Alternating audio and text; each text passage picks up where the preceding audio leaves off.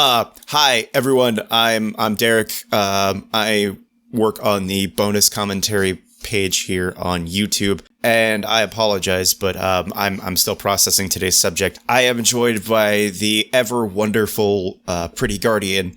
How you holding up there, friend? I am holding up. The ending of this recent Spider-Man Across the Spider-Verse was staggering, to say the very least about it. It was incredible. I was sitting in the theater just watching the credits roll, and I could feel my mouth just on the floor the entire time. I'm so snotty. So I absolutely loved this movie, but also I don't normally go to the theaters to see movies that have cliffhanger endings. So Okay. I was not expecting that part at all. I am in the same boat because I thought it was going to be another standalone film like Into the Spider-Verse was. As they were kind of going back and forth between everyone, I was like, there's no way. There's no way. And then sure enough, the credits roll. And it was like, this still had the possibility of not being a true ending. Like they could have faked this like Everything Everywhere All at Once did. And it would have totally made perfect sense. Like a universe that is always end credits or something. Mm-hmm. Okay, so I suppose we should probably start at the beginning instead of at the end. Well, I mean, that's obviously what's on your mind when you leave the theater, right? But I'm totally with you. Let's jump to the beginning. So one of the things that we talked about in our previous episode was how you were hoping to see a more focus on Gwen, and I feel like you should take over this Opening bit. Definitely. So the opening of the movie is basically kind of a rehashing of Gwen's backstory, and then it gives us actually a little more detail in there about how her version of Peter Parker ends up becoming a villain, and she stops him, and kind of accidentally he gets killed in that process. And that's kind of a very important event in her backstory. Her dad, who is a police officer, comes in and sees Spider-Woman standing above Peter Parker's body and assumes that she's the one who killed Peter Parker, even though she wasn't. And so she's juggling this double life of being a superhero and also hiding this part of herself from her father, who thinks that she killed Peter Parker. And I just loved the way that they told the story. There was a tremendous use of color. For example, when she snuck back into her bedroom and her dad comes in, everything's kind of these shades of blue and green. And then he asks for a hug, and she just instantly bolts into his arms, and you kind of see these shades of pink and orange kind of radiating off them. And it was just beautiful. That whole cold open was it could have been its own movie. But the art style is something that absolutely stuck out to me. Like the constant changing between Spider-Gwen and just Gwen Stacy, and seeing Miles in reflections and seeing Spider-Gwen in a reflection and front and center. Oh my God, it was so beautifully done. As a fan of the show Arcane, I picked up on a lot of their motifs of CG enhanced with hand-drawn animations, and that bit where she's playing on the drums and letting it rage out was very similar to that art style. And I was just like, yay, I'm so happy right now. We get introduced to that version of the Vulture. Oh yeah, that was really funny how he had that sort of, I don't know, old school papery sort of style to him. Yeah, the old Victorian Da Vinci style was way too much fun visually. He was clearly animated on parchment. And I loved the introduction to Spider-Man 2099 and also Spider-Woman when she came in. I thought she was so badass, hair flowing, motorcycle, tires spinning. I thought it was so awesome. I had stars in my eyes when she showed up. The will you adopt me line felt so perfect and so accurate, not just to Gwen, but just how that character is presented. And you kind of you understand why Gwen was like, hey, Would it be cool if? Please, maybe. And yeah, Miguel as Spider-Man 2099. In terms of like motif, I take him right now as a paladin, as a lawful good with a little bit of I also have my own selfish reasons, but I think he does everything he does as a lawful good character, which I think is really interesting because that would make him an antagonist trying to do the right thing, even if he is opposed to our protagonist, who is also trying to do the right thing. And I love that I love that motif. I love that dynamic. Absolutely. Where depending on how you're framing the issue, both sides do have some validity to them. Miguel was obviously trying to do what he thought was the right thing in the situation. I guess with that, we move on to just Miles and where he's at in life and meeting Spot for the first time. Yeah, I wasn't sure. Like, I didn't realize that Spot was going to grow into this, like, otherworldly entity, like, powerful enemy for him. I thought he was just going to be like a throwaway gag there in the beginning. And his character just kind of kept going. And I thought that was really interesting. I was in the same boat where I thought he was just a gag. It definitely had that feel to it where like Miles and Spot are throwing quips at each other that felt very, okay, this is cute for the first 5 minutes, but it can't possibly be the entire movie. It's the entire movie.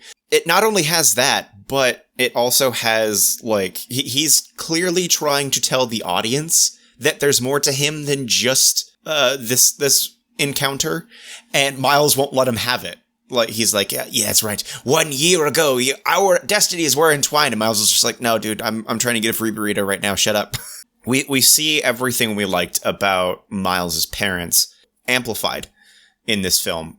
And we see it in their introduction, their first couple of minutes, where they're sitting in the meeting discussing Miles's future. And you can tell that there's a lot of love there. Also showing Miles isn't just trying to be Spider-Man these days. He's trying to excel to become more. And it does a good job of continuing that coming of age story because he is in that transitional period where he does have to juggle being Spider-Man, but also his high school career, his personal relationships, whether or not he's going to go to college and do something bigger with his life. There's a lot on the shoulders of a 15-year-old young man. It makes you almost wonder if we're asking too much of our youth. I don't know, but there was a lot of like interesting little bits of commentary, social commentary happening through aspects of the film like that. Not only in the subtext, but in the actual screenwriting itself, like that heartfelt conversation that he had with his mom, where she basically said, I want you to be able to walk into any space and feel like you belong there. And there's going to be people in this world that tell you that you don't. And how do you cope with that? And that's not just something he's dealing with on like the Spider-Man level, but also being a person of color. And then right now is also Pride Month. And that's actually one of the slogans for like trans representation is we belong and we're all more beautiful together. Absolutely. The fact that it even has to be said out loud and not like just truthful, that's a crime in and of itself. I did like that there was a lot of how unique our subject is, in that he is. I mean, obviously, I am Blanco Nino. I can't speak to an experience that I've never had, but as an outsider, I can only assume that there's no way it's easy. And I think that that's one of the beautiful things about these kinds of stories is it doesn't truly matter what your world experience is coming into it. You're able to see from the perspective of Miles and these other characters what they're going through. Right. Yes. And it's very easy to follow. And that's excellent screenwriting right there. I can see how hard it must be So that's just in a movie. So I can only imagine how much harder it is in the real world. Mm-hmm. And then that aspect of not belonging also tying into this bigger meta plot line of him and like the Spider 42 being from a different universe and kind of that idea of maybe, oh, he literally doesn't belong. I think that speaks to his heritage of being from essentially two worlds. If we're looking at skin color, and that's another key thing is, well, he may or may not belong. He exceeds at everything that makes Spider-Man Spider-Man, and I think that's definitely. I don't think that's by accident. It's so easy to just kind of like pull this movie apart and just kind of gush over it in so many different aspects. But the idea is Miles is while he's been at it for, what was it? Did he say a year and 4 months or something like that? He's still like, while he's excelling in a lot of areas, he's still having trouble finding that balance of his family life and school life and Spider-Man. We definitely see that the family side has quite by accident taken a back seat. It's great to see the idea of the mask being used to figure out what his parents are thinking of him, saying the things he wish he could say as Miles, as Spider-Man, and somehow that carries more weight. It was interesting to see. And I understand that this is kind of a plot point for the movie that isn't ready to be wrapped up within this film, but it was a little bit saddening to see how there was this strain on his relationship with his parents. And I feel like so much of it could have been alleviated if they had just like had a genuine conversation with each other about what he was experiencing and going through, and even telling them that he is Spider-Man. I understand why he didn't, especially when he had his conversation with Gwen and her experience of her father finding out didn't go very well. But that doesn't necessarily mean that Miles should have had to carry that burden too. Miles admitting to basically lying for the last year to his parents, and the idea that family is so important to him that would be a scary subject for him. And I think I feel like, while not necessarily, Dad, I'm Spider-Man, but I've had moments like that on a much smaller scale where I just like I couldn't say what it was I needed to say. So I can't imagine what it would be like to be like, oh yeah, no, I'm actually a vigilante. Well, and this was kind of another area where I felt like the allegory to like the queer community was also very strong, because a lot of LGBT plus people have this part of their identity that they're not necessarily able to share with their parents or come out, so to speak. And so I felt like that was not that that's what Miles Morales is specifically going through, but I feel like there's a lot of pieces of this story that would resonate with a very wide audience. Ladies and gentlemen, art. Art is what is a representation of not only what the media is presenting, but also what you take away. To have that conversation, to see that and kind of correlate it, that's art. It's not just a bunch of little markings on a wall. It's what you take away. And I think a lot of people forget that sometimes. I think even Vulture had a hard time with it because they See, I thought it was funny that you said that, and I was like, there was literally that meta commentary in there about it. God damn it, this movie! Right, this fucking movie knew what it was doing from the beginning to the end. Oh my god, it really did though. And ladies and gentlemen, if it isn't clear already, we're gonna gush whatever point we are at in the episode. If you need an excuse, this is now your excuse. Oh, please jump down there in the comment section and rant away, because I would love to hear everything that you think about this movie and what it means to you too. Yes. Even if you didn't like it, I'd love to know why. I'll give you one of my criticisms of the film. And I'll I'd love to admit hear it. it's a minor one because overall this movie is about as close to perfection as I can imagine a film getting. But while I loved seeing all the different versions of Spider-Man that they showed, there was a point where in that scene where he's going through like the whole chase and all these different versions of Spider-Man are chasing him through the lab and the city and everything. I was kind of looking at some of them and I was like, you know what, this is a little too much. When there's so many spider people, it starts to lose gravitas for me. Like it starts to feel more cartoony than the rest of the film did. And also, it kind of ruins my suspension of disbelief a little bit because I'm kind of like, okay, Miles is awesome, but is he really so amazing that he's out here outrunning literally every single other version of Spider Man out there? I wish they could have scaled it back like 10% on that. That's fair.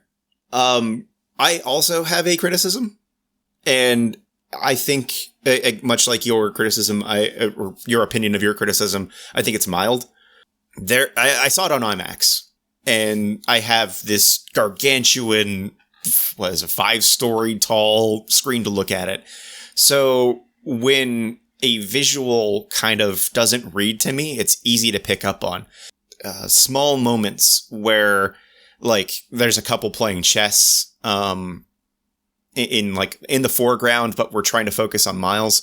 And that focus turns into like a 3D effect where like there's like triple lines over everything. And it accidentally, or maybe intentionally, I'm not sure, it draws the eye and it takes away from what we're supposed to be focusing on because it's this ugly little detail that is in this beautiful shot, and I wasn't there for it. They do it a couple more times, like on Miles's mom. She's like looking over her shoulder, talking to his dad, and she also has that 3D effect on her face. Right. She's like, stop it. I know exactly what you're talking about, and I agree with you completely. They just kind of overdid it a little bit with it, I think. Yeah, it feels that way. And this isn't a fault of the movie. This is a fault on IMAX, and I'm going to leave a comment on their website. The movie was out of sync by like 2 seconds for me. So like there were bits where like people were punching, so I would see the punch, and then I would hear the sound effect. It just it was almost as if it was from far away. And admittedly, it's a huge theater, but sound does not travel that way. Those few seconds in a 2.5-hour movie, which didn't feel like a 2.5-hour movie at all, were the only things I can come back with as a negative. That says a lot about the film, doesn't it? One detail that I want to call out, just because I really appreciated it. So whenever I'm watching these superhero films, a lot of times I'm also looking at the hair. I will cite Wonder Woman as an example because in the live action Wonder Woman, her hair looked amazing. And then you go to like Zack Snyder's Justice League, and it looks like she's wearing this like cheap wig of what you expect Wonder Woman hair to look like. And so then I'm watching this movie and the hair looks incredible. They did such a good job with it. It was animated differently than a lot of the rest of the animation, but like Miles's hair looked great. His mom's hair looked great. Spider-Woman, when she came in, her hair looked amazing. I was very much there for it. And I think that they were also using hair to speak to the state of a lot of the different characters throughout the movie. Like when he goes into the Prowler's universe and we see his mom's hair, the style's basically the same, but if you're looking at her, she's a little more disheveled than his real mom. So there were kind of a lot of like little clues with the hair and stuff, and like the braids, Prowler having braids while Miles just lets his hair flow. I think kind of speaks to the different state of mind of those characters too. I'll admit that was a detail that washed right over me. So I'm glad you were here to say something about it. And maybe I'm wrong, but I felt like there was so much work done on the hair that I feel like there probably was some intentionality there. I'm kind of ashamed that I didn't notice because frankly, like a lot of a lot of styles that were in there. The punk rock Spider-Man's hair, for example, who was awesome, by the way. I loved that character. Like his hair, it felt right to the character, and not just like his motif of like clip art or clippings. He doesn't believe in hair product. He doesn't believe in like it felt that way. It made perfect sense. I was very overstimulated after watching this movie. Visually, it was a feast. It's like you were at a banquet table and you could only eat so much in one go, you know? And I wanted more. I was waiting for second breakfast, damn it. I mean, with this one, I wouldn't be surprised if you could get 11sies in there. I think because you were talking about representation in the film, the AI character, not Miguel's AI, but the Spider-Man that has her own AI, she's going through Spider-Verse Tinder, it looks like. Like that was fun. That was a quick little cheeky wee nod to her being gay, and like the film not making a big deal about it. Like it's a normal thing here. For me, in the beginning of the movie, when Spider-Woman comes out of that portal and I'm watching this like fantastic mashup of like different animation styles and this like fantastically choreographed fight scene, for me, I had this moment of like, this is why I fucking love diversity in fantasy, is because you just have something that's so much richer and more colorful and more beautiful and more interesting for having all these characters in there. The visuals definitely agree to that concept.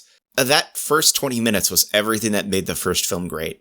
It goes on for another 2 hours, 10 minutes, and it manages to ramp that up. I want to point out, you had mentioned that it was hard for you to believe that Miles could outrun every Spider-Man in the Spider-Verse with all these other Spider-Men. And I think that they established that he totally can. Like, he is an anomaly because he might be the perfect Spider-Man.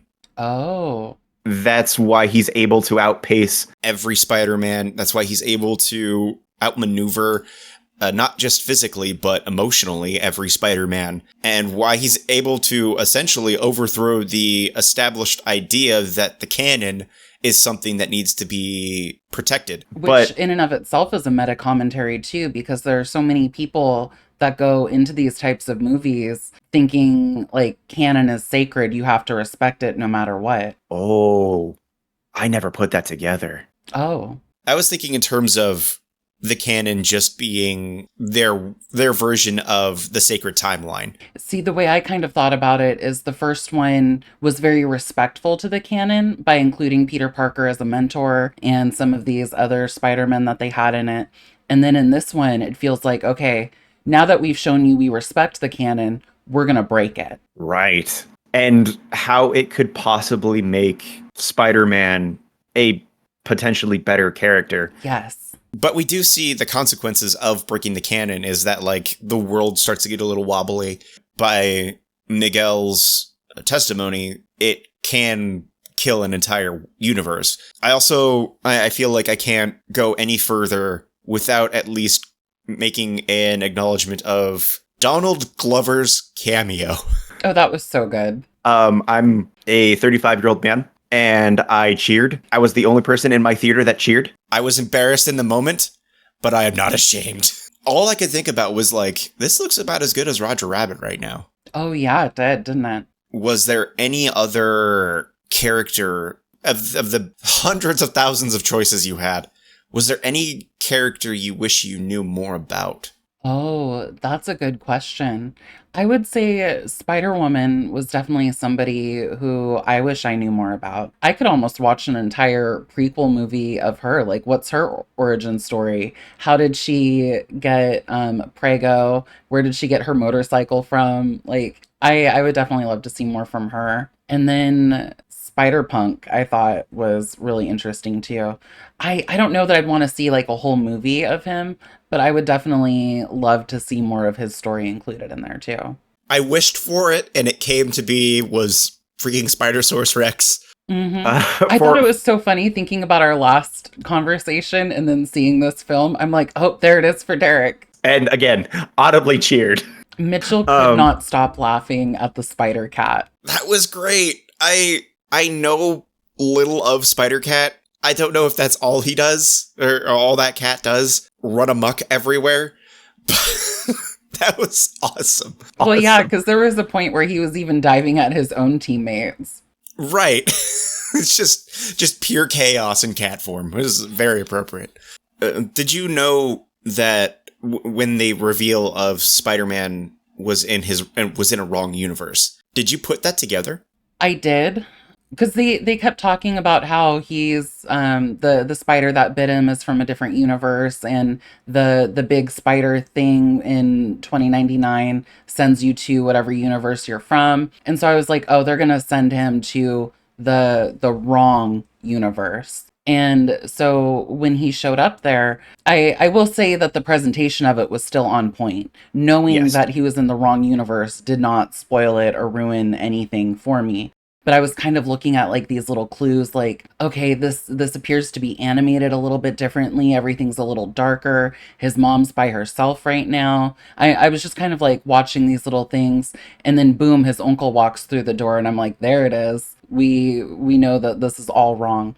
And the way that they shot it was Spider-Gwen back in his world, also like coming into his room, I thought was really good because it created this feeling of like, oh, is she watching him? Is she like sneaking in on this moment right now? No, she was in a completely different space. The only way I knew was because there's a quick flash of Earth 42. Wait a minute, he's from 1610. It's pretty well established that he's from 1610. Then he gets sent there. And also the other clue was that this movie, for everything it does right, it does not skimp on details. So for Gwen to like keep checking in the room, they would have definitely had a shot of her like looking over Miles's shoulder as he was like talking with his other mom. That was like, okay, yeah, something is really wrong here. It's normally I'm just along for the ride, but like again, Earth 42 was like my big, wait a minute, no. Like even though I put it together,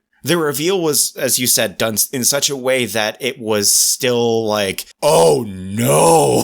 Right. Things are bad now. Well, okay, so Miles' dad is the one who is deceased in this universe. So his mom she's a single parent now. And that's why she's disheveled, because she's over there trying to pull doubles at the hospital, trying to keep their family afloat in the most expensive city in the country. And the uncle comes through and he gives her a stack of money. And I just find it really interesting that if the uncle and Prowler are out there as criminals, villains getting this money, to me, there's just kind of an interesting commentary there about the Miles from Universe 42 and kind of the struggle that he's had to support his family now. As of right now, we don't know anything about this Prowler. We know of the Prowler in 1610, but it could very well be that this Miles put together the Prowler suit as like a response to... we have to assume it's a violent death for Miles's dad, and his response to it is like going out on the streets and beating up the bad guys, but maybe in a way that also gets him profit. A little more Punisher and less Spider-Man type of situation. Yes. Yeah, so I think at this point we should talk about the ending and kind of get there with that. The idea of Gwen's essential redemption, a thing I didn't know I needed, and how that was delivered in a way that not only made sense to the character of Spider-Man, but also made sense to the character of Gwen Stacy. I was going to say, they set up a lot of stakes in this movie. We have Miles with his relationship to his parents and him trying to juggle also being Spider-Man and the whole college thing. And then also the parallels between his feelings of betrayal with Gwen. It was an issue of dishonesty there, where she should have told him what was going on and communicated with him. And that's also the issue that she was having with her dad and he was having with his parents. And so we have kind of this web of deceit, and I know, thank you for that. So we have this like web of issues there. And then now he's in a different universe, and we have the Prowler situation, whatever may come of that. And then also Miguel is coming after him. And that doesn't even get into this eldritch horror of Spot still looming over the whole thing. There's a lot that needs to be resolved in this upcoming film, but I couldn't be more excited for it. And it's presented in such a way that, like, I'm still satisfied with this movie. Well, not necessarily tackling any one issue permanently, like a full resolution, knowing that there's a sequel and a promise of wrapping this all up. I'm super excited to see. And if I'm going to be honest, I'm a little angry at this movie because, like, I pride myself on my imagination and being able to, like, make worlds out of just nonsense. And I can't imagine how this next movie is going to end, because there are so many variables at play. Really, like, is Prowler going to turn out to be a good guy? Is he not? Are things going to be fixed with Gwen? Are, like, his parents going to live? Is there some other, like, crazy canon event thing that's going to happen to him? And even resolving those individual plot lines, like, still the question of just fucking how. Like, yeah. Who's he going to have to fight? What's he going to have to do? Where is it even going to take place? Is it going to be in Universe 42 or some other universe? Or, I mean, there's a lot of questions. I just got goosebumps. That's not a joke. I legitimately just got goosebumps. This was too good. This was way, way too good. I guess with that, we'll go ahead and wrap things up here. Again, guys, thank you so much for watching this video. Be sure to like, comment, tell us what you guys thought. Okay, I and guess we go over to the bonus commentary channel and check out part 1 of this video where we talk about Spider-Man Into the Spider-Verse. Absolutely. It was a great conversation where we kind of just gush about how great the first one was. And of course, be sure to subscribe to Pretty Guardian if you haven't already. But in the meantime, everybody, thank you so much for watching, and we'll catch you on the next one. Be sure to take care of yourselves out there, everybody.